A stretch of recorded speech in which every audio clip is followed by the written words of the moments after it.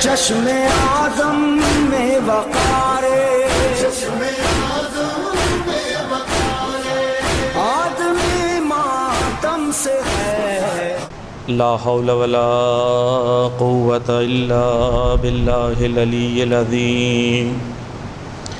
اعوذ باللہ من الشیطان الرجیم. بسم اللہ الرحمن الرحیم. الحمد للہ رب العالمین. الصلاة والسلام علی اشرف الانبیاء والمرسلین وخاتم النبیین بالقاسم محمد.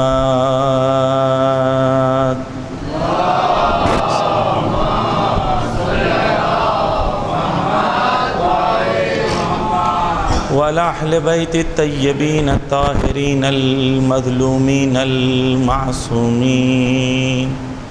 وَلَعَنَ اللَّهُ عَلَىٰ أَعْدَائِهِمْ أَجْمَعِينَ.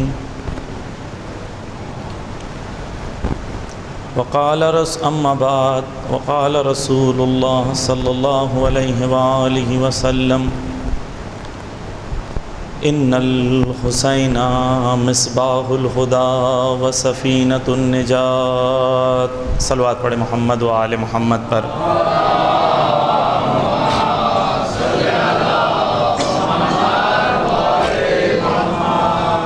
عزیزان گرامی، کل ہم نے گفتگو قرآن کی سورہ آل عمران کی آیت نمبر 13 کو عنوان بنا کر ہم نے گفتگو کی، جس میں خدا نے 2 فوجوں کا ذکر کیا. ایک فوج وہ تھی جو اللہ کے لیے فی سبیل اللہ میدان میں تھی اور جنگ کر رہی تھی، اور دوسری فوج وہ تھی جو اللہ کے دشمن اور انسانیت کے دشمن تھے، ان کی طرف سے جنگ کر رہے تھے. اور یہ جو خدا کے دشمن تھے مومنین کو 2 برابر دیکھ رہے تھے، ایسا جیسے اپنی آنکھوں سے 2 برابر دیکھ رہے ہوں.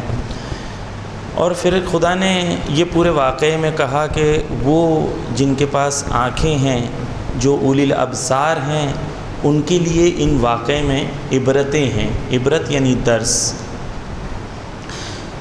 اور اسی عنوان میں ہم نے آ کے کربلا کو سمجھنے کی کوشش کی کہ خدا نے یہ چاہا ہے کہ ہم ایک واقعے کو جب دیکھ رہے ہیں تو صرف اس واقعے کو نہ دیکھیں، اس واقعے سے عبرت لینے کی کوشش کریں، اس واقعے سے درس کو حاصل کرنے کی کوشش کریں. کیونکہ اگر درس حاصل کریں گے تو آپ کے اندر رشد آئے گا، آپ کے اندر گروتھ آئے گی، آپ کے اندر کمال آئے گا. اور اگر سرسری طور پر اگر صرف واقعے کو دیکھیں گے تو ہم وہ کمال حاصل نہیں کر سکتے. جس کی بہت سادی سی مثال ایسی ہے، آپ کربلا کو اور کربلا کے درس کو ایسا سمجھیں جیسے ایک سمندر ہے. اگر آپ سمندر کے کنارے کھڑے رہیں تو آپ کو جو ہوا چلتی ہے وہ ہوا سمندر کو لگ کے جب ہم تک آتی ہے تو ہمیں ہوا کیسی لگتی ہے؟ ٹھنڈی ہوتی ہے، اس کا ایک لطف ہوتا ہے. تو اگر سمندر کے کنارے بھی انسان کھڑا رہے گا تو اسے کم سے کم فائدہ یہ ہوگا کہ ٹھنڈی ہوا کا احساس ہوگا. لیکن جو سمندر کے کنارے کھڑا رہے گا اسے سمندر کے اندر کی دنیا کا کوئی پتہ نہیں ہوگا. جو خدا نے ہیرے جواہرات سمندر کے اندر رکھے ہیں وہ اس کو احساس نہیں ہوگا. احساس کسے ہوگا؟ جو سمندر کے اندر ڈوبے گا. اس لیے مولا کائنات نے کہا علم کی گہرائی میں جاؤ تاکہ تمہارے ذہن کھل جائیں. علم کی گہرائی میں جاؤ. اسی طریقے سے جب ہم کربلا کو سمجھنا چاہتے ہیں، اگر ہم کربلا کے کنارے پہ کھڑے رہیں تو پھر بھی ہمیں بینیفٹ تو ملے گا کیونکہ ہم نزدیک ہیں کربلا سے، لیکن وہ بینیفٹ نہیں مل پائے گا جو سمندر کے اندر ڈوبنے سے ملے گا. ایک اور مثال دے دوں ذہن کو قریب کرنے کے لیے، پھر بات کو آگے بڑھاتا ہوں. اگر ہم کربلا جانا چاہتے ہیں، ایک خدا نے عجیب محبت رکھی ہے امام حسین سے. لوگوں حدیث ہے ان لقتل الحسین حرارۃ فی قلوب المؤمنین لا تبرد ابدا. خدا کہتا ہے، رسول کہتے ہیں کہ مومنین کے دل میں امام حسین کی محبت کی وجہ سے، امام حسین کے قتل کی وجہ سے ایک آگ لگی ہوئی ہے. اللہ کہتا ہے ان لقتل الحسین حرارۃ. یہ رسول کہتے ہیں کہ یہ کام خدا نے کر کے رکھا ہے، مومنین کے دل میں ایک آگ لگائی ہے خدا نے. لا تبرد ابدا، اور یہ آگ کبھی بجھے گی نہیں. جب آپ کربلا کی زیارت پہ جاتے ہیں تو آپ نجف کی زیارت پہ بھی تو جاتے ہیں، آپ سامرہ اور قازمین بھی جاتے ہیں، لیکن لوگ آپ سے پوچھتے ہیں کہ کہاں جا رہے ہیں تو آپ کیا کہتے ہیں؟ یہ عشق حسین ہے جو خدا اس کا ضامن ہے. خدا نے اس عشق حسین کو مومنین کے دل میں زندہ رکھا ہے. تو یہ اگر آپ کو خدا نصیب کرے کربلا کی زیارت کے لیے، انشاءاللہ سب کو خدا نصیب کرے. اگر کربلا پہنچ گئے اور کربلا کا بارڈر ہے جہاں سے رائٹ مارتے ہیں تو کربلا آ جاتا ہے. جب آپ بارڈر پہ پہنچے تو آپ کربلا میں ہیں یا نہیں ہیں؟ اگر آپ وہ پل پہ پہنچ گئے تو آپ کربلا میں ہیں یا نہیں ہیں؟ ہے یا نہیں ہے؟ ہے نا؟ کوئی انسان کربلا کے بارڈر پر پہنچے یا اس پل پہ پہنچے جو پل حضرت عباس امام حسین کے نام سے ہے، اور وہاں سے حرم دیکھے، زری دیکھے، حرم دیکھے، گنبد دیکھے، اور کہے میں تو کربلا پہنچ گیا. ایسا کوئی انسان ہے جو وہاں رک جائے اور واپس آ جائے وہاں سے؟ ہو سکتا ہے؟ نہیں ہو سکتا نا. کیوں؟ کیونکہ آپ کو جب کربلا پہنچنا ہے تو آپ نے مراد آپ کی یہ ہے کہ مجھے زری تک پہنچنا ہے. کربلا کی باؤنڈری تک نہیں پہنچنا ہے، صرف آپ کو زری تک پہنچنا ہے. اسی طریقے سے جب ہم اہل بیت اور امام حسین کے معارف کو پہچاننا چاہتے ہیں تو ہم امام حسین کو دور سے نہ پہچانیں، دور سے نہ پہچانیں، ہم امام حسین کے قول کے اتنا نزدیک پہنچ جائیں کہ ہمیں یہ لگے کہ امام حسین مجھ سے بات کر رہے ہیں، امام حسین مجھ سے گفتگو کر رہے ہیں. یعنی اپنے آپ کو نزدیک لے کے جانے کی کوشش کریں. میں جس چیز کی تاکید کر رہا ہوں، امام حسین کے قول اور امام حسین کے فعل کے نزدیک. دو چیزیں عزیزان محترم. ایک، ہم عزاداری کرتے ہیں، اس میں ہمارا فعل ہے، ہم عمل کرتے ہیں، ہے نا.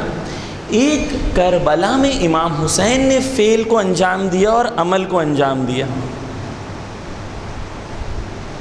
ہم جو کرتے ہیں اس میں خطا کا امکان ہے، حسین نے جو کیا اس میں خطا کا امکان نہیں ہے. تو ہمیں اگر امام حسین کی معرفت حاصل کرنی ہے تو ہمیں قول امام حسین سے اس معرفت کو حاصل کرنے کی کوشش کرنا چاہیے. عزیزان گرامی، کل ہم لوگوں نے بات یہاں تک لے آئے تھے کہ ہمیں کربلا کے آئینے میں اپنے آپ سے یہ سوال کرنا ہے کہ میں کہاں ہوں. اگر آج وقت کا امام مجھے آواز دے تو کیا میں تیار ہوں؟ کیا میں کوفیوں کی طرح خدا نہ خواستہ دنیا کی محبت کی وجہ سے امام سے تو نہیں کہوں گا امام کوفی کون تھے؟ کوفی وہ تھے جو امام سے محبت کا دعویٰ کرتے تھے. امام سے محبت کا انہوں نے دعویٰ کیا، خط بھی لکھا، 15,000 20,000 70,000 روایتوں میں خط لکھا. بغیر محبت کے خط لکھا تھا، محبت کا دعویٰ تھا، خط بھی لکھا. حضرت مسلم کے ہاتھوں پہ جا کے بیعت بھی کی. کتنے مرحلے کراس کر چکے، ہم تو صرف دعویٰ ہی کر رہے ہیں ابھی تک. خط بھی لکھا، بیعت بھی کی. لیکن جب انہیں یہ پتہ چلا کہ یہاں پر امام حسین کو کچھ دینا ہے، پہلے یہ سوچ رہے تھے کہ امام حسین آئیں گے، کوفہ میں ایک حکومت بنائیں گے جہاں ہم آرام سے رہیں گے، یا ہم میں سے کچھ لوگوں کو گورنر کی پوزیشن ملے گی، مال دولت عزت ملے گی. تو امام حسین کو کیوں چاہ رہے تھے؟ کیونکہ امام حسین سے انہیں کچھ چاہیے تھا. لیکن جیسے ہی پتہ چلا کہ یہاں معاملہ کچھ اور ہے، یہاں امام حسین کو دینا ہے. اب کربلا کو دیکھنے کے دو نظریے ہیں. جو 72 کربلا میں آئے تھے وہ روز عاشور، شب عاشور، ہر لمحہ امام سے یہ پوچھ رہے تھے کہ بتاؤ تمہیں کیا چاہیے، بتاؤ میں تمہارے لیے کیا کر سکتا ہوں. اور وہ جو کوفہ میں بیٹھے تھے وہ اس لیے بیٹھے تھے کہ امام آئیں گے تو میری مشکلوں کو حل کر دیں گے. اب دو نظریے ہو گئے. کوفہ والوں کا نظریہ یہ ہے کہ ہم امام کو اس لیے بلا رہے ہیں کہ امام آ کے ہمارا کام کریں گے. کربلا والے وہ ہوتے ہیں جو امام کو یہ کہتے ہیں تم آ جاؤ، میں تمہارے لیے تیار ہوں. یہ دو الگ نظریے ہیں. تو ہم کہیں ایسا تو نہیں ہے کہ امام کو اس لیے بلا رہے ہیں، یا اگر امام ہم سے کہے چلے ابھی چلتے ہیں، ہم میں سے کتنے لوگ ہیں چلنے کو تیار؟ تو یہ کربلا ایک آئینہ ہے جس کے اندر ہمیں اپنے آپ کو دیکھنا ہے کہ ہم کتنے تیار ہیں امام کے لیے. ہم زیارت میں کیا پڑھتے ہیں؟ غالباً زیارت عاشورہ میں بھی یہ جملہ ہے، تقریباً تمام زیارتوں میں یہ جملہ ہے کہ ہم پڑھتے ہیں قلبی لقلبکم سلم، ہے نا. ہمارے دل کس کے ساتھ ہے؟ کس کے ساتھ؟ آپ کے ساتھ، قلب کے ساتھ. یعنی ہمارے دل آپ کے دل سے جڑے ہوئے ہیں، ان سے محبت میں ہیں، ان سے امن میں ہیں. لیکن اس کے فوراً بعد ہم کہتے ہیں امری لامرکم متبع. دو مرحلے ہو گئے. پہلا مرحلہ کیا ہے؟ محبت دل میں، کہ ہمارا دل آپ کے ساتھ. فوراً اس کے بعد ہم زیارت میں کہتے ہیں کہ ہمارا امر، ہمارا عمل، ہمارا ایکشن آپ کے حکم کے مطابق ہے. ایک قلب کی منزل ہے، دل میں خالی محبت ہے، میرا دل آپ کے ساتھ. فوراً ہم کہتے ہیں کہ ہمارا ایکشن اور عمل آپ کے حکم کے مطابق ہے. کتنی بار ہم یہ زیارت میں واقعی امام کو یہ کہہ پائیں گے کہ ہمارا ایکشن آپ کے حکم کے مطابق ہے؟ ہم یہ گواہی دیتے ہیں. یہ زیارت کی عظمت سمجھیں. یہ زیارت عاشورہ، یہ زیارت وارثہ، یہ زیارت امام حسین، یہ قوموں کی تربیت کے لیے ہے کہ امام کے سامنے کھڑے ہیں. ایک اور چیز میں کہہ دوں، ایک صلوات کا سہارا دے محمد و آل محمد پر.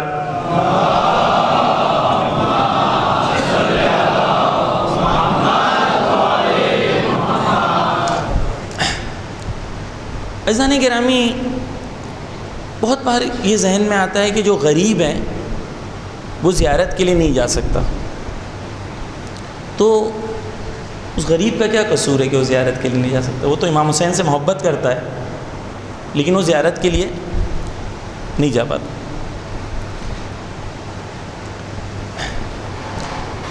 حضرت مسلم جب کوفہ میں ان کی شہادت واقع ہونے والی تھی، وہ دار کے اوپر تھے، ایک لمحے کے لیے حضرت مسلم کربلا کا رخ کرتے ہیں اور کربلا کا رخ کر کے کہتے ہیں السلام علیک یا ابا عبداللہ۔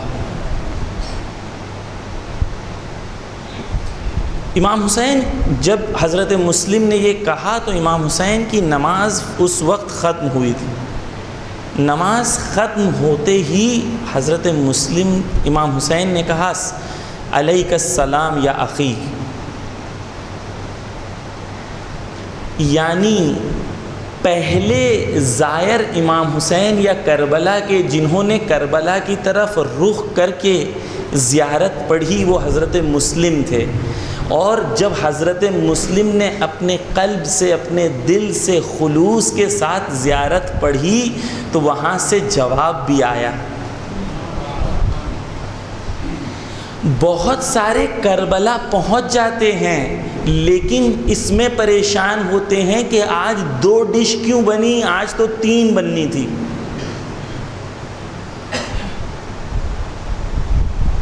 وہ کربلا میں ہوتے ہوئے بھی کربلا میں نہیں ہیں، اور جو غریب اپنی چھت پہ جا کے مولا کو اپنی آنکھوں میں آنسو رکھ کے کہہ رہا ہوتا ہے السلام علیک یا ابا عبداللہ، تو ہم یہ یقین رکھتے ہیں کہ اگر قلب میں خلوص ہے، دل میں خلوص ہے، تو قبر سے ضرور جواب آتا ہوگا اے میرے شیعہ تم پر بھی میرا سلام، تم پر بھی میرا سلام ہو۔ یہ محبت جو ہے عزیزان محترم، یہ بہت بڑی نعمت خدا ہے جو ہمیں دی، لیکن یہ محبت تب کارآمد ہے جب ہمارے عمل میں یہ محبت کام آئے اور ہمیں ہمارے عمل میں محبت ہماری زندگیوں کو تبدیل کر سکے۔ تو یہ اہمیت اس کی سمجھیں جو ہم پڑھ رہے ہیں، یہ زیارت جو میں نے آپ کو کہا، یہ اس کو توجہ سے پڑھیں، عادت سے نہ پڑھیں، اس کو توجہ سے پڑھیں، یہ تربیت کے لیے ہے ہماری۔ اور جب بھی ہم زیارت پڑھیں پوری توجہ سے پڑھیں، اس کا اثر دیکھیں ہماری روح پر کیا ہوگا انشاءاللہ۔ ایک صلوات پڑھیں محمد و آل محمد پر۔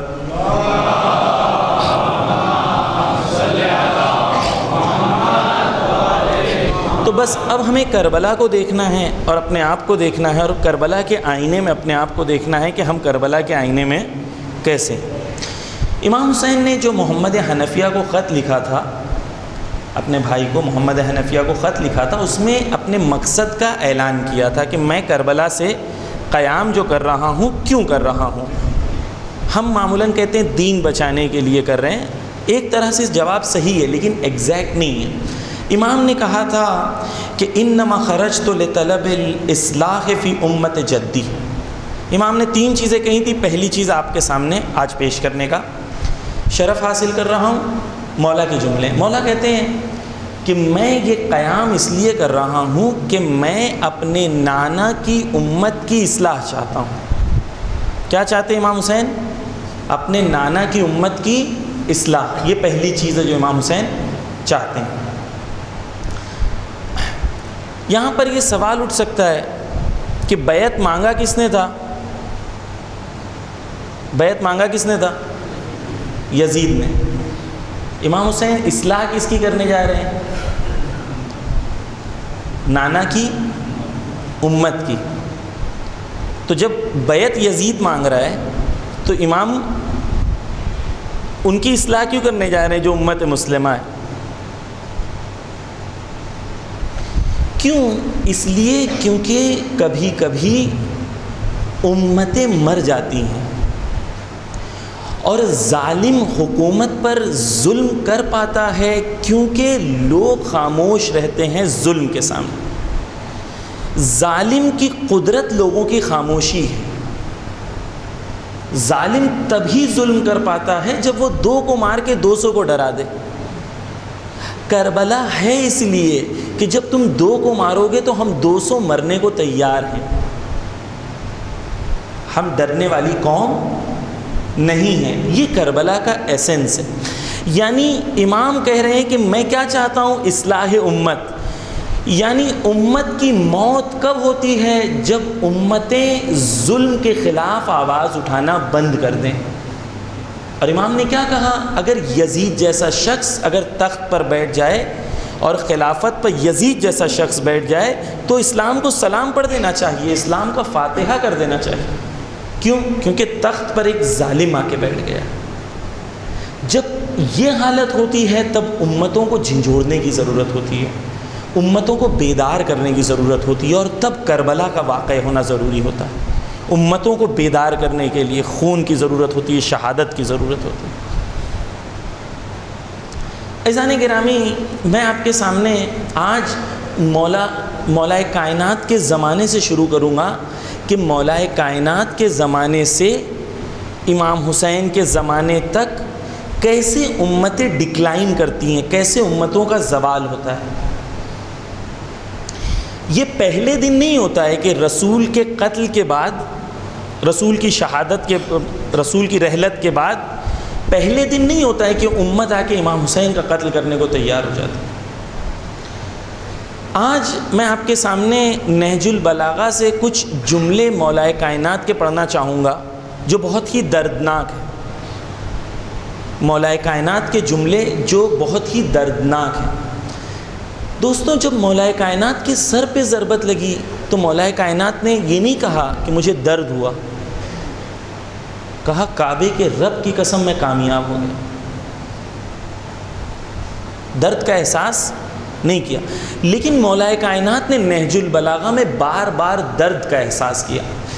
میں آج کی اس مجلس میں یہ چاہ رہا ہوں کہ آپ اس درد کو محسوس کریں جو مولا علی محسوس کرتے تھے، جو مولا علی نہج البلاغہ میں محسوس کرتے تھے۔ عزیزان گرامی، نہج البلاغہ میں جب ہم نظر ڈالتے ہیں تو دیکھتے ہیں کہ خطبہ نمبر 2 اس میں مولا کہتے ہیں میری ولایت اور میری حکومت پر حملہ ہوا، میرے حق کو غصب کیا گیا، لیکن لوگ میرے حق کے لیے باہر نہیں نکلے۔ مولا کائنات کہتے ہیں خطبہ نمبر 24 میں، کہتے ہیں کہ لوگ امر بالمعروف اور نہی عن المنکر کی ذمہ داری کرنے سے انکار کر دیا لوگوں نے۔ ایک بات کی طرف آپ توجہ کریں کہ جب مولا کائنات کا لوگوں نے ساتھ نہیں دیا، مولا کائنات کے حق کے لیے نہیں آئے، اس زمانے میں لوگ نمازیں بھی پڑھ رہے ہیں، لوگ روزے بھی رکھ رہے ہیں، لوگ حج بھی کر رہے ہیں، لوگ زکوٰۃ بھی دے رہے ہیں۔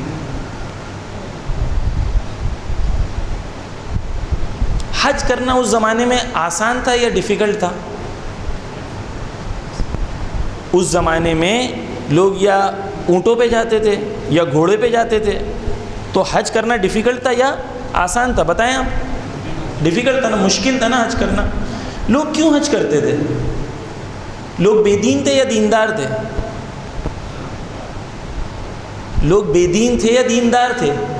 دیندار تھے نا، نمازیں بھی پڑھ رہے ہیں، روزے بھی رکھ رہے ہیں۔ گرمی میں وہاں پر سعودی میں کولر اے سی تو نہیں تھی نا، کولر اے سی تو نہیں تھی، گرمی سعودی کی، اس گرمی میں لوگ روزہ رکھتے تھے۔ کیوں رکھتے تھے؟ بے دین تھے۔ روزے بھی رکھ رہے ہیں، حج بھی کر رہے ہیں، زکوٰۃ بھی دے رہے ہیں۔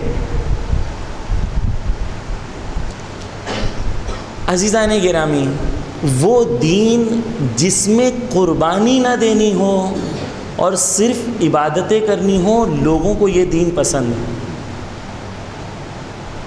لیکن وہ دین جس میں آپ کو حق بولنا ہو، جس میں آپ کو ظالم کی مخالفت کرنی ہو، جس میں مظلوم کی حمایت کرنی ہو، جس کی وجہ سے قربانی دینی ہو، یہ دین لوگوں کے لیے سخت ہوتا ہے۔ لوگ عبادتیں کرنے میں ان کو مشکل نہیں ہے، لیکن قربانی دینے میں مشکل ہے۔ ہم صرف اسے تعصب کی نظر سے دیکھتے ہیں، لیکن تھوڑی گہرائی سے سمجھنے کی کوشش کریں کہ وہ زمانے میں لوگ دین اور جنت چاہتے تھے لیکن دین اور جنت کے لیے عمل کرنا چاہتے تھے، لیکن ظالم کے سامنے کھڑے ہونا نہیں چاہتے تھے. یہ فرق ہے کہ اگر آپ ظالم کے خلاف بولیں گے تو قربانی دینی ہوگی، اور قربانی دیں گے تو حق محفوظ ہوگا، لیکن اگر قومیں خاموش ہو جائیں گی تو حق جو ہے اس پر حملہ ہوگا. اور مولائے کائنات جیسا امام ہونے کے باوجود اسے 25 سال گھر میں رہنا پڑتا ہے. سنیں مولائے کائنات کے کچھ جملے ہیں. یہ جو میں آپ کے سامنے جملے پڑھ رہا ہوں مولا کائنات کے نہج البلاغہ سے، یہ تمام جملے مولا علی نے دشمنوں کو نہیں کہیں، دوستوں کو کہیں. ان کو کہیں، دوست شاید کہنا صحیح نہیں ہوگا، لیکن ان کے ساتھیوں کو کہیں جو جنگ میں ان کے ساتھ تھے، دشمنوں کو نہیں کہتے.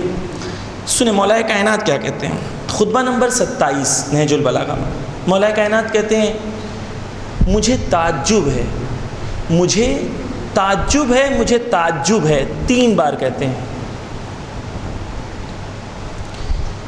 پھر مولا علی کہتے ہیں کہ میرے دل کو ان لوگوں نے پگھلا دیا ہے، میرا دل پگھل گیا ان لوگوں کی وجہ سے. کیوں؟ مولا کائنات اس کا ریزن بتاتے ہیں. مولا کائنات کہتے ہیں کیونکہ میں یہ دیکھ رہا ہوں کہ یہ لوگ جو ہیں حق پہ ہونے کے باوجود متحد نہیں ہیں، اور جو ہمارے دشمن ہیں وہ باطل پر ہونے کے باوجود متحد ہیں. وہ یونائٹڈ ہیں اور ہم ڈیوائیڈڈ ہیں. کون کہہ رہا ہے؟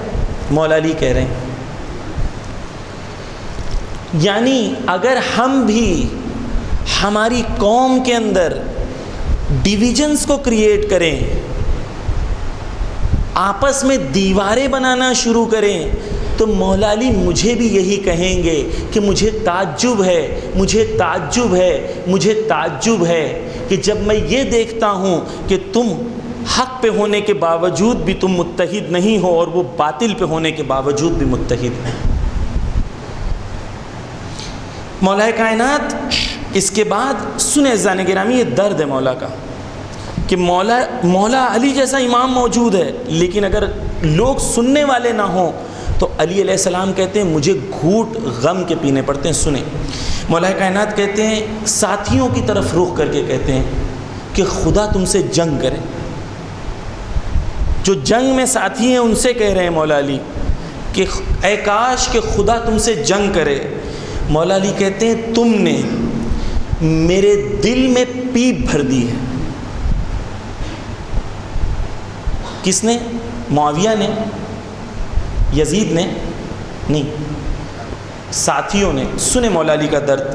تم نے مجھے میرے دل میں پیپ بھر دی ہے اور تم نے مجھے ایک کے بعد ایک غم کے گھوٹ پلائے ہیں.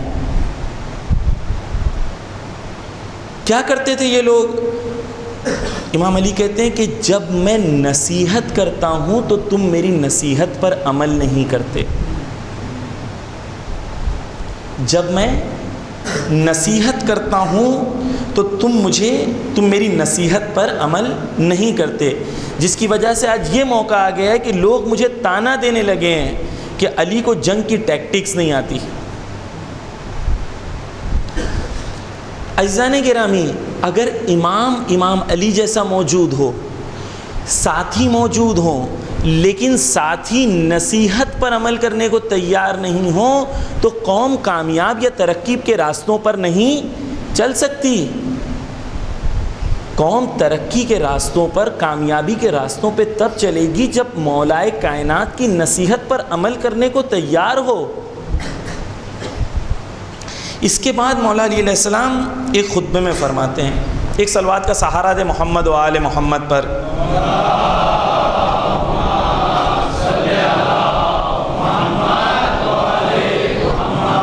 مولا علی کہتے ہیں کہ اے وہ لوگوں، ونس اگین میں ریمائنڈ کر دوں کہ یہ تمام چیزیں اپنے ساتھیوں کو کہہ رہے ہیں، دشمنوں کو نہیں کہہ رہے ہیں.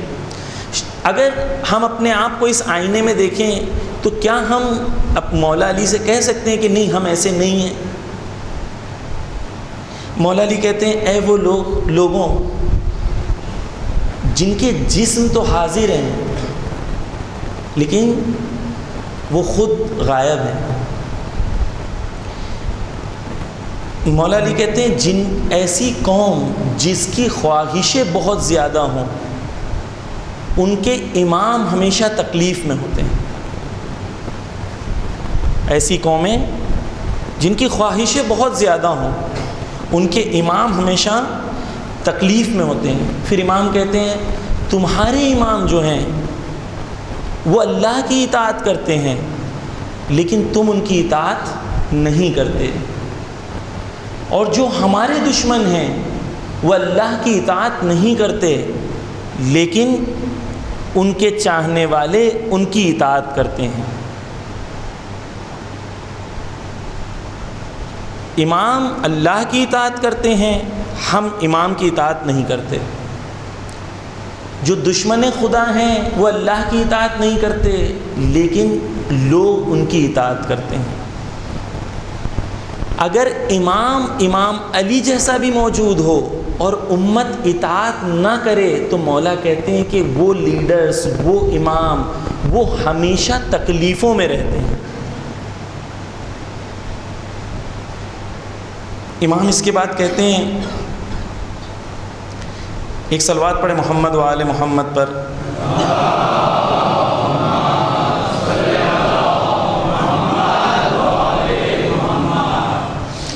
امام اس کے بعد کہتے ہیں بہت دردناک جملہ کہتے ہیں کہ میں یہ دعا کرتا ہوں اے کاش کہ معاویہ کی فوج میں سے 10 جو ہے میری فوج میں سے میں 10 دوں اور معاویہ کی فوج میں سے 1 لوں۔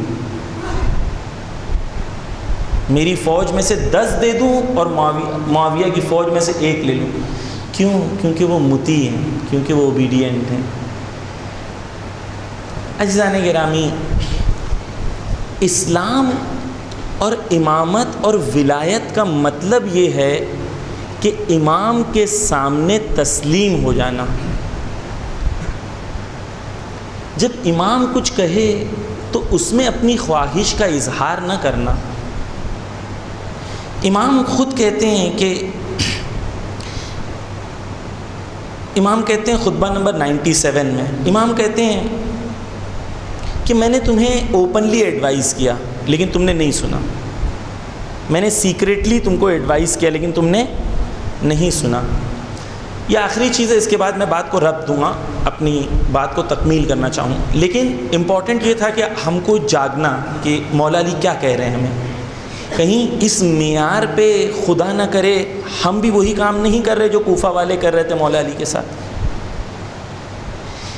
امام علی یہاں پر کہتے ہیں کہ میں نے تمہیں اوپنلی ایڈوائز کیا، تم نہیں آئے، سیکریٹلی کیا، تم نے نہیں جواب دیا، میں نے تمہیں نصیحت کیا لیکن تم نے نصیحت میری نہیں مانی۔ کیا تم حاضر ہو غائب کی طرح؟ حاضر تو ہیں، مجلس میں تو بیٹھے ہیں، لیکن غائب کی طرح۔ ہمارے دل میں وہ بات نہیں اتر رہی کہ ہم آج سے مولا علی کی نصیحت پر عمل کریں، آج سے گناہوں کے راستوں کو چھوڑ دیں گے، آج سے پب جی نہیں کھیلیں گے، آج سے وقت کو ویسٹ نہیں کریں گے، آج سے نامحرم کے اکاؤنٹس کو بلاک کر دیں گے، آج سے گناہوں کے راستے پہ نہیں چلیں گے، وگرنہ خدا نہ کرے مولا مجھ سے کہیں کہ میں نے تمہیں نصیحت تو کیا لیکن تم نے عمل نہیں کیا، تم نے میرے دل کو پیپ سے بھر دیا ہے، تم نے مجھے ایک کے بعد ایک غم کے گھونٹ پلائے۔ مولا علی اگر مجھے کہیں کہ تم نے کیا کیا میرے لیے، کیا لائے ہو میرے لیے، کیا لائے ہو میرے لیے؟ کربلا میں ہر شہید نے امام کے لیے کچھ لایا ہے، ہم نے کیا لایا امام کے لیے؟ وقت کا امام مجھ سے پوچھے کہ تم نے کیا لایا، تو میں کیا جواب دوں؟ یہ آخری جملہ سنیں مولا علی کا، بہت دردناک ہے۔ مولا علی کہتے ہیں کیا تم مالک ہو غلام کی طرح؟ کیا تم حاضر ہو غائب کی طرح، اور کیا تم مالک ہو غلام کی طرح؟ یعنی تم اپنے زبان سے تو کہتے ہو کہ میں غلام ہوں، لیکن در حقیقت تم مالک ہو۔ عربی میں غلام یا عبد کسے کہتے ہیں؟ جو ہم لوگ نماز میں بھی پڑھتے ہیں کہ رسول عبد ہیں، یعنی عبد کا مطلب کیا ہوتا ہے؟ عبد یعنی عربی میں غلام کو کہتے ہیں۔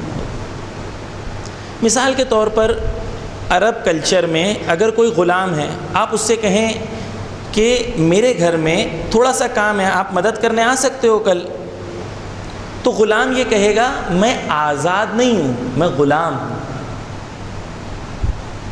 اگر تمہیں یہ پوچھنا ہے کہ میں کل آ سکتا ہوں یا نہیں، تم میرے مالک سے پوچھو۔ اگر میرا مالک اجازت دے گا تو میں آؤں گا، اگر میرا مالک اجازت نہیں دے گا تو میں نہیں آؤں گا۔ عبد کا مطلب ہم لوگ جب کہتے ہیں میں مولا علی کا غلام ہوں، اس کا مطلب یہ ہے کہ میری زندگی میں کیا کرنا ہے کیا نہیں کرنا ہے آپ مجھ سے نہیں پوچھو، کیونکہ میں نے اپنی مرضی اپنے مولا کو بیچ چکا ہوں۔ یہ ہوتا ہے مولا علی کا غلام، اپنی مرضی کو مولا کے سامنے بیچ دینا۔ اگر ہم اپنی مرضی بھی چلائیں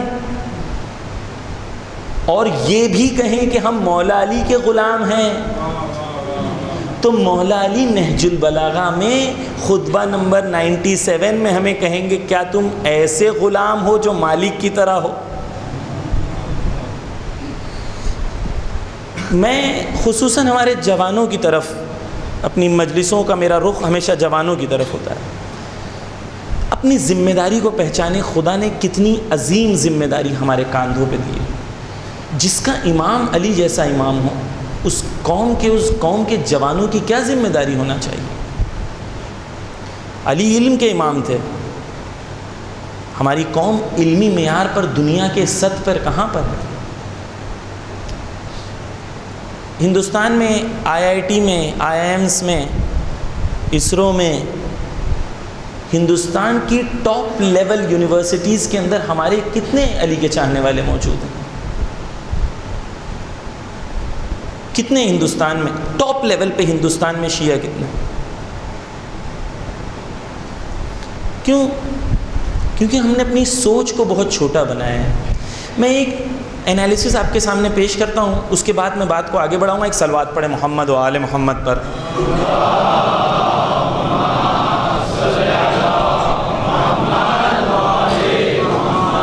عزیزان گرامی، اس بات کی طرف توجہ کریں کہ ہم کون سے زمانے میں ہیں، اور ہر زمانے میں ذمہ داری زمانے کے حساب سے بدل جاتی ہے۔ زمان اور مکان، ہم کون سے زمانے میں ہیں، کون سے ایریا میں ہیں، کون سے مکان میں ہیں، ہماری ذمہ داری بدل جاتی ہے۔ ہم ہندوستان میں رہتے ہیں، دنیا میں مسلمانوں کی دوسری سب سے بڑی آبادی جو ہے وہ ہندوستان میں، دنیا میں سب سے بڑی تیسری یا چوتھی آبادی جو ہے شیعوں کی وہ ہندوستان میں۔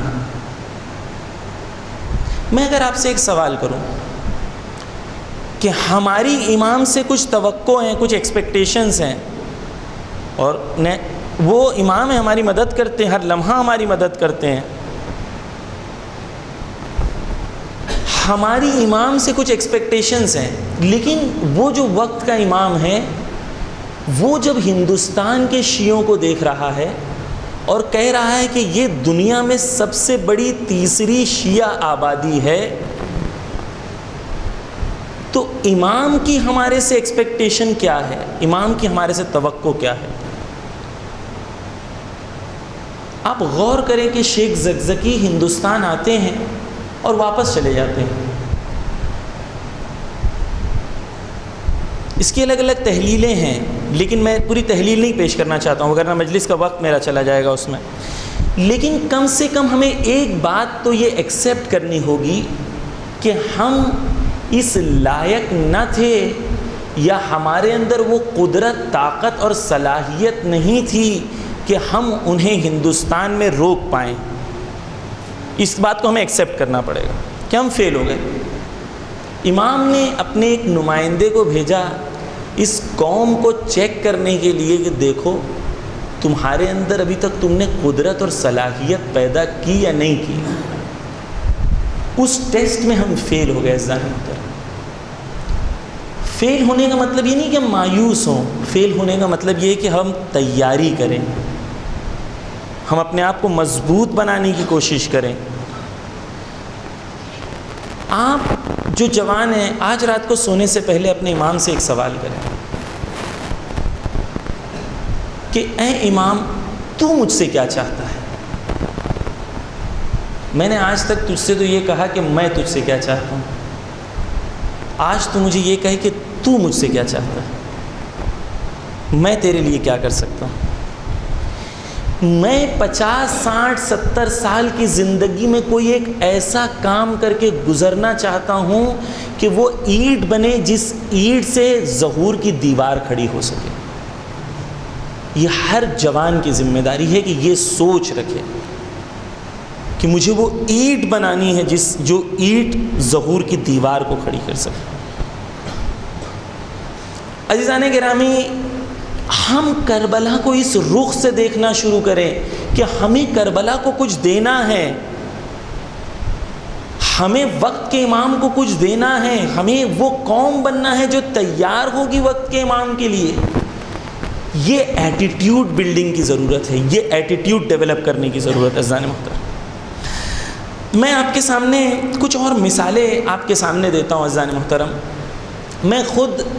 میں آپ کو یہ بتا رہا ہوں کہ یہ ایٹیٹیوڈ جو ہے جس میں دینے والا رخ کربلا کی طرف ہو, یہ پیدا ہوتا ہے نا تو انسان کی زندگی جینے کا تصور بدل جاتا ہے, انسان کی آئیڈیالوجی بدل جاتی ہے. وہ ہر وقت یہ سوچ رہا ہوتا ہے کہ میرا امام مجھ سے راضی ہے یا نہیں ہے. آیا میری زندگی کا رخ صرف میں امام کو نماز پڑھ کے اور روزہ رکھ کے اور اچھی زندگی جی کے ہی راضی کروں گا؟ نہیں, میری زندگی کا رخ کدھر ہے؟ آیا میں آج وہ زندگی میں اپنے لیے گول سیٹ کر رہا ہوں جو امام کے گول سے میچ کر رہا ہے؟ آیا میری ٹیلنٹ, میری انرجی, میرے ریسورسز, میرے سکلز میں اس طریقے سے استعمال کر رہا ہوں جس طریقے سے میرا امام چاہتا ہے؟ میری زندگی کا ڈائریکشن کس طرف ہے؟ امام کے ڈائریکشن کے ساتھ میچ کر رہا ہے یا نہیں کر رہا ہے؟ میں خود عاشور کی زیارت کر کے کاظمین پہنچا تھا. عزیزان محترم, 2-3 مثالیں دوں گا آپ کو, آپ کے ذہن کو قریب کرنے کے لیے. انشاءاللہ خدا نے چاہا تو ان مثالوں کے ذریعے سے بات واضح ہوگی. میں کربلا کی زیارت کر کے کاظمین پہنچا. میرے ساتھ ایک استاد بیٹھے ہوئے تھے. میرے استاد نے مجھ سے کہا کہ اس استاد نے کہا کہ میں ایک خوشبو محسوس کر رہا ہوں یہاں پر. میں نے کہا کہ ہر حرم سے خاص عطر کی خوشبو آتی ہے, آپ کو وہ خوشبو آ رہی ہوگی؟ نہیں. انہوں نے کہا نہیں, خاص خوشبو. 2 منٹ کے بعد وہاں ایک جنازہ داخل ہوتا ہے. میں اس جنازے پہ جا کے پوچھتا ہوں کہ بتاؤ یہ کس کا جنازہ ہے؟ عاشور کی زیارت کر کے آیا تھا. وہ لوگ کہتے ہیں یہ وہ شخص ہے جس کی زندگی کی تمنا یہ تھی کہ میں حسین کی طرح شہید ہونا چاہتا ہوں, میں حسین کی طرح شہید ہونا چاہتا ہوں. اور اس کی شہادت بھوک اور پیاس کی عالم میں روز عاشور عصر کے وقت ہوئی. کچھ لوگ کربلا سے ایسے محبت کرتے ہیں, کچھ لوگ امام حسین سے ایسے محبت کرتے ہیں. ایک اور مثال آپ کے سامنے دوں. ایک شہید ہیں جن کا نام محمد رضا شفیعی ہے. میں یہ مثالیں اس لیے دے رہا ہوں کہ آپ کو اور مجھے یہ احساس ہو کہ اس زمانے میں ہم یہ زندگی جی سکتے ہیں. یہ لوگ ہمارے زمانے کے لوگ ہیں, یہ وہی کربلا سنتے ہیں, یہ وہی مرثیہ سنتے ہیں, یہ وہی ماتم کرتے ہیں. کیوں ان کے اندر وہ جذبہ ہے جو ہمارے اندر نہیں آ رہا؟ عزیزان محترم, شاید دیکھنے کا نظریہ ڈیفرنٹ ہے. محمد رضا شفیع آج سے تقریباً 20 سال پہلے شہید ہوتے ہیں. قم میں ایک قبرستان ہے گلزار شہداء. اگر آپ قم جائیں تو ضرور گلزار شہداء میں جا کے اس شہید کی زیارت کریں. ان کی شہادت کے بعد 16 سال کے بعد ان کا جنازہ جب سیٹلمنٹ ہوتا ہے تو 16 سال کے بعد ان کا جنازہ واپس آتا ہے. کتنے سال کے بعد؟ 16 سال کے بعد. اور ان کا فوٹو قبر پہ موجود ہے. 16 سال کے بعد جو جنازہ آتا ہے پورا کا پورا جسم ویسا ہی سالم، داڑھی ویسی ہی سالم. 16 سال کی شہادت کے بعد جنازہ بالکل سالم واپس آ رہا ہے. ان کی ماں سے پوچھا گیا کہ ان کے اندر کیا خاصیت تھی؟ تو ان کی ماں نے بتایا ان کے اندر 4 خاصیتیں تھیں. اگر خدا نے توفیق دی چاروں یاد رہے گا آپ کے ساتھ سناؤ. پہلا کہ نماز شب کے پابند تھے. دوسرا جمعہ کا غسل کیا کرتے تھے.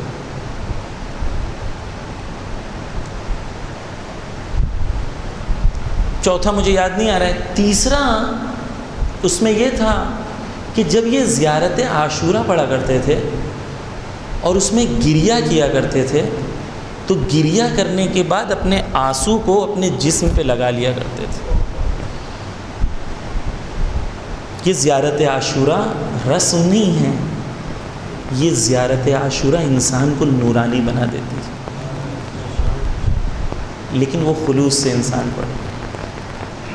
یہ شہید یہ نہیں چاہتے تھے کہ میں زیارت عاشورہ پڑھوں تو مجھے امام سے کچھ ملے. یہ شہید زیارت عاشورہ پڑھنے کے بعد امام سے کہتے تھے بتاؤ تمہیں مجھ سے کیا چاہیے. عزیزان گرامی، جو میں نے آپ کے سامنے واقعات مولا علی علیہ السلام کے زمانے میں پڑھے، وہ قوم آہستہ آہستہ گرنا شروع ہوئی. مولا علی جیسا امام موجود ہے لیکن اطاعت موجود نہیں ہے. مولا علی جیسا امام موجود ہے لیکن نصیحت پر عمل موجود نہیں ہے. یہ امت گرنا شروع ہوئی. یہ امت ایسی گری کہ اگر آپ دیکھیں تو جمعہ کی نماز بدھ کو پڑھائی گئی، امت خاموش رہی. 2 رکعت کی جگہ 4 رکعت نماز فجر میں پڑھائی گئی، امت خاموش رہی. شراب پی کے نماز پڑھائی گئی، امت خاموش رہی. مسجد نبوی میں جادو کھیلا گیا، امت خاموش رہی. یعنی امتوں کے سامنے ظلم ہوتا رہا، امتیں خاموش ہوتی رہیں. امتوں کے سامنے بدکاری پھیلتی رہی، امتیں خاموش ہوتی رہیں. امتوں کے سامنے ظالم پہ ظالم ظلم کرتے رہے، امتیں خاموش ہوتی رہیں. حق پامال ہوتے رہے، امتیں خاموش ہوتی رہیں. جب امتیں ہر ظلم کے سامنے خاموش ہوتی رہیں، ظالم میں وہ قدرت اور طاقت آ جاتی ہے کہ اب وہ نواسے رسول کو اللہ اکبر بول کے قتل کرنے کو تیار ہو جاتا. سماج میں پہلے دن یہ نہیں ہوتا کہ کوئی برائی آئے اور برائی عام ہو جائے. پہلے دن یہ ہوتا ہے کہ ابھی نامحرم محرم ہے، کوئی بات نہیں ہے، رشتہ دار ہیں، چلتا ہے، کوئی بات نہیں ہے. پہلے دن وہ برائی سماج میں عام نہیں ہوتی. لوگ گالی دیتے ہیں، ایک دوسرے سے گالی میں بات کرتے ہیں. پہلے 2 جن شروع کرتے ہیں، لوگ کچھ نہیں کہتے، رواج بن جاتا ہے، ہر شخص کرنا شروع کر دیتا ہے. سماج میں برائی تب آتی ہے جب لوگ امتیں دیکھ رہی ہیں برائی ہو رہی ہے اور سب خاموش رہیں اور امر بالمعروف اور نہی عن المنکر نہ کریں. تب سماج کے اندر برائیاں عام ہوتی ہیں. یعنی امتیں مرتی تب ہیں جب امتوں کے اندر حق اور باطل کے درمیان تمیز اور ڈفرنس کرنے کی صلاحیت موجود نہ ہو. ہمیں نماز پڑھنا ہے، روزہ رکھنا ہے، حج کرنا ہے، ان کی طرح کوئی بھی کرا دے، عزاداری کرنا ہے. لیکن اگر ہمیں یہ سوال کیا جائے کہ زمانے میں رہ رہے تھے، وہاں ظلم تھا، وہاں لوگ مظلوم تھے، مظلوم آہ آہ کر رہے تھے، ظالم قدرت مند بن رہے تھے، ظالم طاقت کے جنون میں تھے، تمہاری ذمہ داری کیا تھی؟ وہ قوم جو امام کی دنیا میں سب سے بڑی دوسری یا تیسری شیعہ آبادی ہے، ان کی ذمہ داری کیا ہے اس زمانے میں؟ عزیزان گرامی، ہماری ذمہ داری پہلی یہ ہے کہ جو ہم معاشرے میں ہیں اپنے سماج کو یعنی شیعہ سماج کو پاکیزہ بنائیں. یہ پہلی ذمہ داری. اپنے شیعہ سماج کو بصیرت بنائیں تاکہ حق اور باطل کی تشخیص کر سکے، حق کا ساتھ دے سکے، باطل کی مخالفت کر سکے. ہماری دوسری ذمہ داری ہمارے مسلمان بھائیوں کی طرف ہے. ہماری ذمہ داری ہے کہ ہم ہدایت کے چراغ کو لے کے جا کے ان کے گھروں کی تاریکیوں کو نور میں تبدیل کریں. یہ ہماری ذمہ داری ہے. خدا نے ہمیں ایسی قوم بنایا ہے کہ ہم وہاں پیدا ہوئے جہاں پر دنیا میں دوسری سب سے بڑی آبادی مسلمانوں کی. وہ قوم کی ہم سے امید اور توقع ہے، اور اس کے بعد ہندوستان میں رہنے والے ہر مظلوم، ہر غریب، ہر مفلس، ہر کمزور، ہر نچلی ذات والے لوگوں کی امیدیں ہم سے ہیں کہ ہم ان کی ہدایت کے سامان کو فراہم کریں. اگر ہم واقعی ظہور کے سمجھنا چاہتے ہیں، اور اگر ہم واقعی امام کے لیے تیاری کرنا چاہتے ہیں، اور اگر ہم صرف دعائیں پڑھنا چاہتے ہیں تو پھر کوئی بات نہیں. اگر ہم اپنی ذمہ داری کے سکوپ کو بڑھا دینا عزیزان محترم، تو ہمیں رات کو نیند نہیں آئے گی کہ میرا امام مجھ سے کتنی توقع کرتا ہے، میں کیسے زمانے میں ہوں. آج میرے پاس یوٹیوب، انسٹاگرام، فیس بک، میرے پاس یہ پلے گراؤنڈ نہیں ہے، بیٹل گراؤنڈ ہے. یہ کھیلنے کی جگہ نہیں ہے، جنگ کی جگہ ہے. یہ جنگ نرم ہے. یہاں پر آپ کو جا کے لوگوں کی ہدایت کرنا ہے، نہ کہ خود گناہوں میں ڈوبنا. آپ کے پاس خدا نے ابزار دیے ہیں، ٹولز دیے ہیں جس کے ذریعے سے آپ قوموں کی ہدایت کر سکتے ہیں. اگر ہم نے اپنے ذمہ داری کے سکوپ کو بڑھا دیا، امام نے کیا کہا؟ میں اصلاح امت کے لیے نکلا ہوں. اگر میں اپنے آپ سے سوال کروں کیا ہماری قوم میں اصلاح امت ہو گئی؟ امام نے عاشور کے دن کھڑے ہو کے کیا کہا؟ امام نے کھڑے ہو کے یہ کہا کہ کیا تم دیکھ نہیں رہے ہو کہ حق پر عمل نہیں ہو رہا ہے اور باطل پر عمل ہو رہا ہے؟ اگر میرے امام مجھ سے پوچھیں کیا تم دیکھ نہیں رہے ہو تمہارے سماج میں حق پر عمل نہیں ہو رہا ہے، باطل پر عمل ہو رہا ہے، تو ہم کیا جواب دیں گے عزیزان محترم؟ یہاں پر آ کے ذمہ داری کو سمجھنے کی کوشش کریں عزیزان محترم. جو مثالیں میں نے آپ کے سامنے دیں، آج کے زمانے سے دیں، ایک مثال آپ کو اس زمانے سے بھی دے دیتا ہوں. ایک صحابی رسول ہیں جن کا نام ہے حارث بن مالک. حارث بن مالک نماز پڑھنے کے بعد بہت ہی ڈسٹرب تھے، بہت ہی پریشان تھے. حارث بن مالک کے پاس نبی جاتے ہیں، نبی پوچھتے ہیں کیوں پریشان؟ تو حارث کہتے ہیں کہ میں یہ جو لوگ نماز پڑھ رہے ہیں میں ان کے باطن کو دیکھ سکتا ہوں، اور میں یہ بتا سکتا ہوں ان میں سے بہشتی کون ہے، جنتی کون ہے اور جہنمی کون ہے. رسول نے کہا اس شخص کے بارے میں کہ اس کی قلب جو ہے، اس کا جو دل ہے وہ نورانی ہو چکا ہے. لوگ ہم سے پوچھتے ہیں اہل بیت یہ کر سکتے ہیں؟ ہم تو کہتے ہیں کہ عام صحابی یہ کام کر سکتا ہے، اہل بیت تو اس سے بہت عظیم ہے. عزیزان گرامی، یہ دین اس لیے آیا ہے تاکہ ہم اس سے ہدایت پا سکیں. کربلا اس لیے آئی ہے تاکہ ہم ہدایت پا سکیں. وہ لوگ جو کربلا کو اس طریقے سے دیکھتے ہیں، اسرائیل کے سولجرز کہتے ہیں کہ ہم محرم میں جب جنگ ہوئی تھی تو ان کے خیموں سے رات کو ہم رونے کی آوازیں سنتے تھے. ایک عزاداری کیسی ہے کہ میدان جنگ میں موجود ہیں، آج کے زمانے کے یزید کا مقابلہ کر رہے ہیں اور عزاداری کر رہے ہیں. عزاداری رسم نہیں ہے، عزاداری تحریک ہے، عزاداری ایک ریولیوشن ہے. امام خمینی سے پوچھا گیا کیا چیز تھی تمہارے پاس جس کی وجہ سے تم نے انقلاب لیا ہے؟ تو امام خمینی نے کہا ماں ہر چہ داری میں سید الشہداء داری. ہمارے پاس جو کچھ ہے وہ کس کی وجہ سے ہے؟ وہ امام حسین کی وجہ سے. عزیزان گرامی، وہی امام حسین ہمارے پاس بھی تو ہیں. وہی امام حسین ہمارے پاس بھی ہیں، وہی مصائب، وہی گریے، وہی ہمارے پاس بھی ہیں. بس ضرورت یہ ہے کہ ہم وہ کربلائی اصول سمجھ کے اپنی زندگی کے مکتب اور فاؤنڈیشن کو کربلا کی بنیاد پہ رکھیں۔ کربلا ہماری زندگی کا حصہ نہیں ہے، کربلا ہماری زندگی کا سینٹرل پوائنٹ ہے۔ ہماری فکر کربلا کی بنیاد پہ ہونی چاہیے عزیزان محترم، تب ہم یہ کہہ سکتے ہیں کہ واقعی میں ہم کربلائی ہیں۔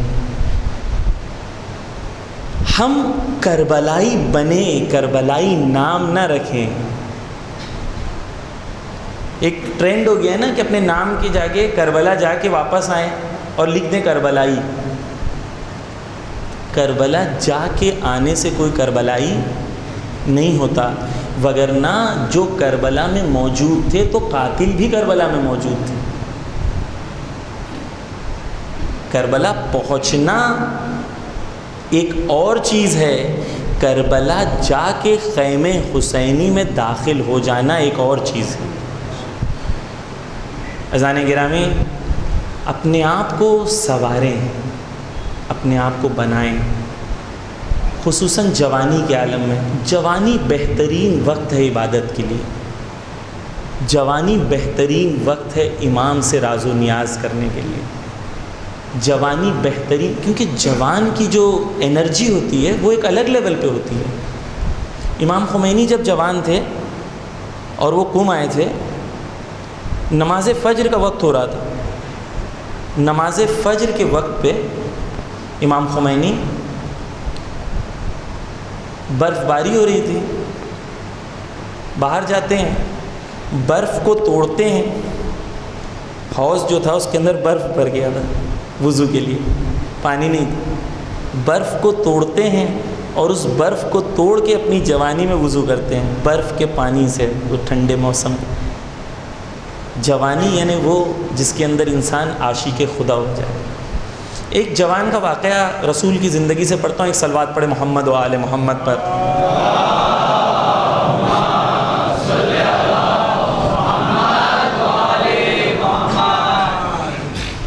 ایک شخص تھا، بہت پیسے والا تھا وہ، لیکن یتیم تھا، اس کے چاچا کی کفالت میں تھا، کافر تھا۔ وہ رسول کے پاس آیا اور رسول کے پاس آ کے کہا رسول کو اس نے کہ میں مسلمان ہونا چاہتا ہوں، اور وہ مسلمان ہو گیا۔ لیکن ساتھ میں یہ بھی کہا تھا اس نے کہ اگر میں مسلمان ہو جاؤں گا تو میرے چاچا مجھے بے دخل کر دے گا اور مجھے کچھ نہیں دے گا۔ وہ شخص جو اتنا پیسے والا تھا، جب اس کی شہادت ہوتی ہے تو اس کی شہادت کے وقت اس کے لباس پہ چھید تھے، یعنی اس کے پاس ایسا لباس بھی نہیں تھا کہ وہ لباس پہن سکے صحیح۔ جو رسول سے، خدا سے اور حسین سے محبت کرتے ہیں وہ ایسے ہوتے ہیں۔ وہ سب کچھ حسین کو دینے کے بعد بھی پوچھتے ہیں کیا تم راضی ہو مجھ سے؟ وہ ہمیشہ اپنے آپ سے پوچھتے ہیں، اپنے وقت کے امام سے پوچھتے ہیں کہ میں نے یہ کیا، کیا تم راضی ہو مجھ سے؟ سب کچھ دے دیا تھا وہ شخص نے۔ عزیزان گرامی، کربلا زبانوں پر رہے تو اور ہوتا ہے، کربلا جب دل میں اتر کے آ جائے تو کربلا انسان کے وجود کو بدل دیتا ہے۔ زہیرقین، یہ آخری چیز پڑھ رہا ہوں، پوری بات کا خلاصہ ہے، پوری توجہ سے سنیں۔ اگر جوانوں کے دل میں یہ خیال ہے کہ نہیں ہم نہیں بدل سکتے، ان کے لیے پڑھ رہا ہوں میں یہ۔ زہیرقین کون تھے؟ ان کا عقیدہ کیا تھا؟ عثمانی تھے، عثمانی تھے نا۔ وہ یہ مانتے تھے کہ مولا علی اور امام حسین جو ہے وہ عثمان کے قتل میں شامل ہیں، اور وہ کوشش کر رہے تھے، پورا واقعہ آپ کے سامنے ہے کہ وہ کوشش کر رہے تھے کہ امام حسین کا خیمہ اور ان کا خیمہ نزدیک نہیں آئے۔ ایک جگہ ایسی آتی ہے کہ امام حسین اور زہیر ابن قین ملتے ہیں۔ عزیزان گرامی، توجہ رہے کہ زہیر ابن قین ایک زیارت امام حسین میں عثمانی سے حسینی بن گئے۔ 5 منٹ کی ملاقات نے زہیر کو ایسے بدل دیا کہ کل تک عثمانی تھے، آج رائٹ ونگ کے کمانڈر ہیں امام حسین کے۔ وہ تو عثمانی تھے، ہم تو مولائی ہیں نا. تو کیوں 5 منٹ کی مجلس ہمارے وجود کو حسینی نہیں بنا دیتی؟ کیوں مولا علی کا درد سننے کے بعد ہمارے اندر وہ کیفیت پیدا نہیں ہوتی کہ مولا علی کو کہیں ایسا نہیں کہ میں بھی پیپ کے گھونٹ پلا رہا ہوں؟ جوانوں، آپ سے میری گفتگو ہے، وقت کا امام آپ سے امید رکھتا ہے. ایک اور چیز پڑھ دوں تاکہ بات کو مکمل کر لوں. 5 منٹ شاید آپ کا وقت سے زیادہ لوں گا، بہت ہی معذرت چاہتا ہوں میں. ہم نے زہیر کا واقعہ سنا. زہیر نے کیا کیا؟ فیصلہ کیا حق کا ساتھ دینے کا. تمنا نہیں کی، صرف فیصلہ کیا، خیمے میں آئے، قربانی دی، ہے نا. ہمیں بھی یہ کرنا. دوسری طرف عمر سعد ایک عجیب کیریکٹر ہے. عمر سعد امام حسین کو قتل نہیں کرنا. کل میں نے عمر سعد کے سلسلے میں پڑھا تھا، کل نہیں پڑھا تھا نا. عمر سعد کے سلسلے میں پڑھا تھا یا نہیں پڑھا تھا؟ نہیں پڑھا تھا. عمر سعد ایک عجیب کیریکٹر ہے. وہ امام حسین کو قتل نہیں کرنا چاہتا تھا. عمر سعد کس کا بیٹا ہے؟ سعد بن ابی وقاص کا بیٹا ہے. سعد بن ابی وقاص رسول اللہ کے صحابی تھے، بہت بہادر تھے، فاتح جنگ تھے، لیکن کمپلیکیٹڈ کیریکٹر تھے. سعد بن ابی وقاص کا بیٹا تھا.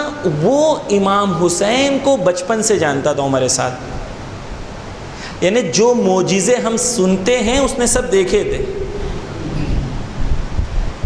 عالم تھا، اس کو پتا تھا حسین کون ہے.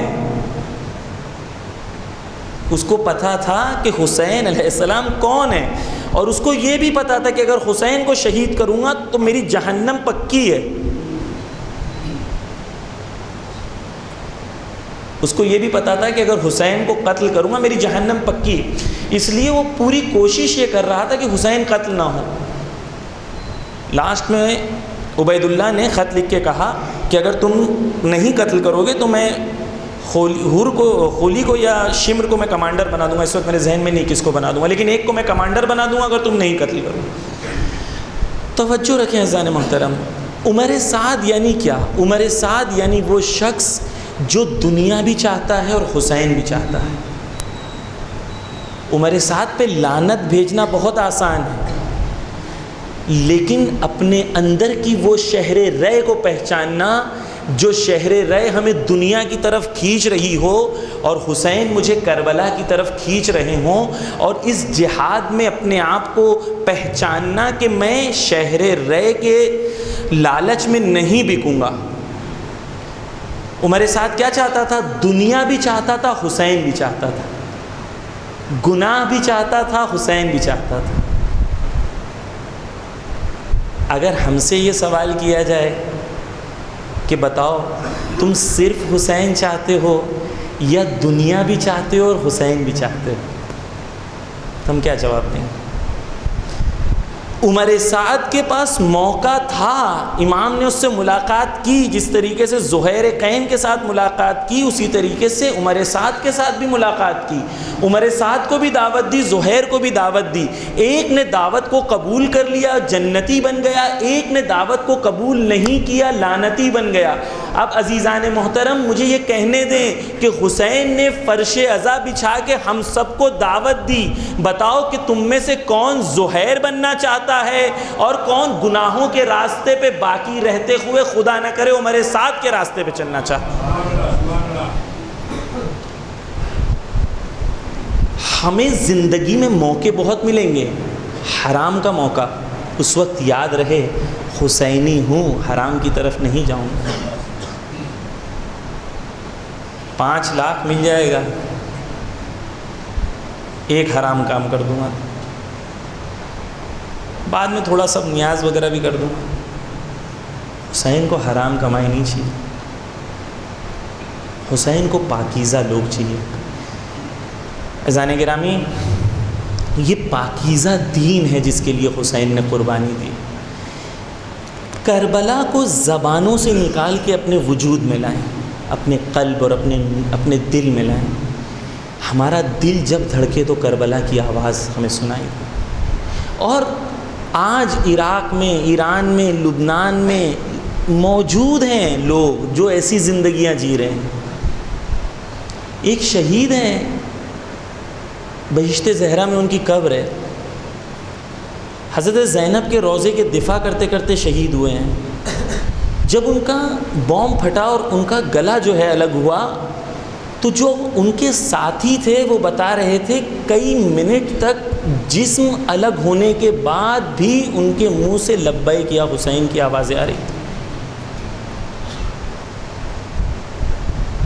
یہ ہمارے زمانے میں زندہ ہے. یعنی یہ کربلا کو الگ طریقے سے دیکھ رہے ہیں. عزیزان محترم، اگر کربلا وجود میں آئے تو کربلا انسان کو بدل دیتا ہے. عزیزان گرامی، وہاب قلبی کتنے دن کے مسلمان ہیں؟ کتنے دن کے مسلمان؟ کچھ دنوں کے مسلمان ہیں، لیکن ماں نے سر کو اٹھا کے پھینک دیا واپس. کہا جو راہ خدا میں دے دیتے ہیں وہ واپس نہیں لیتے. ہم میں کب یہ جذبہ آئے گا کہ جو خدا کی راہ میں دے دیتے ہیں وہ واپس نہیں لیتے؟ ہم میں کب یہ جذبہ آئے گا کہ خدا کی راہ میں کریں گے لیکن ہمارا بورڈ پہ نام نہیں ہونا چاہیے؟ کب ہم وہاب قلبی بنیں؟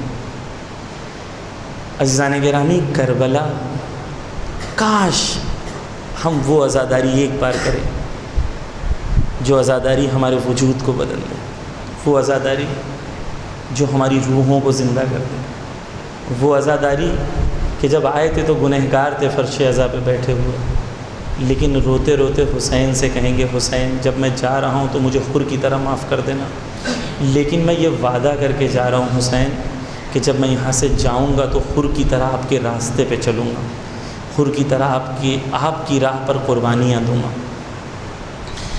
عزیزان گرامی، حسین نے بڑی قربانیاں دی کربلا میں، لیکن ایک قربانی حسین کے لیے بہت سخت تھی. وہ قربانی اپنے جوان بیٹے کی لاشا اٹھانا تھا.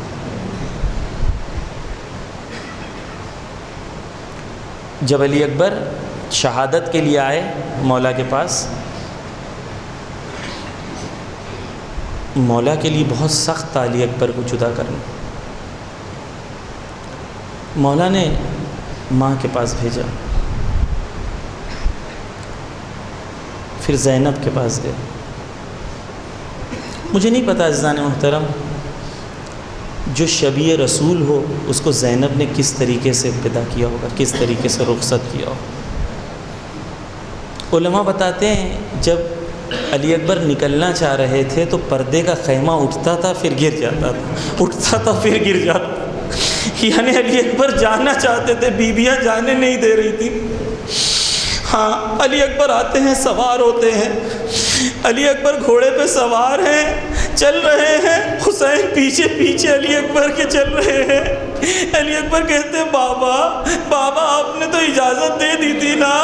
تو علی اکبر کو حسین کہتے ہیں اے میرے بیٹا، اگر تمہارا بھی جوان بیٹا ہوتا تو تمہیں احساس ہوتا کہ جوان بیٹے کو رخصت کرنا کیسا ہے. علی اکبر جنگ میں جاتے ہیں، وہاں لڑتے ہیں، لڑتے ایک بار علی اکبر کو پیاس لگتی ہے. سنیں عزیزان گرامی، ڈاکٹرز بتاتے ہیں کہ جب انسان کے جسم سے خون نکلتا ہے تو پیاس کی شدت 100 برابر بڑھ جاتی ہے. اب علی اکبر جب پلٹ کے آ رہے ہیں تو جسم زخمی ہے، علی اکبر پیاسے ہیں. حسین کے پاس آتے ہیں، کہتے ہیں بابا پیاس مارے ڈال رہی ہے، بابا تھوڑا سا پانی. میں کہوں گا حسین کتنے مظلوم ہو مولا. جوان بیٹے نے ایک فرمائش کی لیکن حسین نہ دے پائے، اپنی زبان کو علی اکبر کو دیتے ہیں. علی اکبر زبان کو چوستے ہیں، فوراً زبان نکال لیتے ہیں، کہتے مولا آپ کی زبان تو میری زبان سے زیادہ.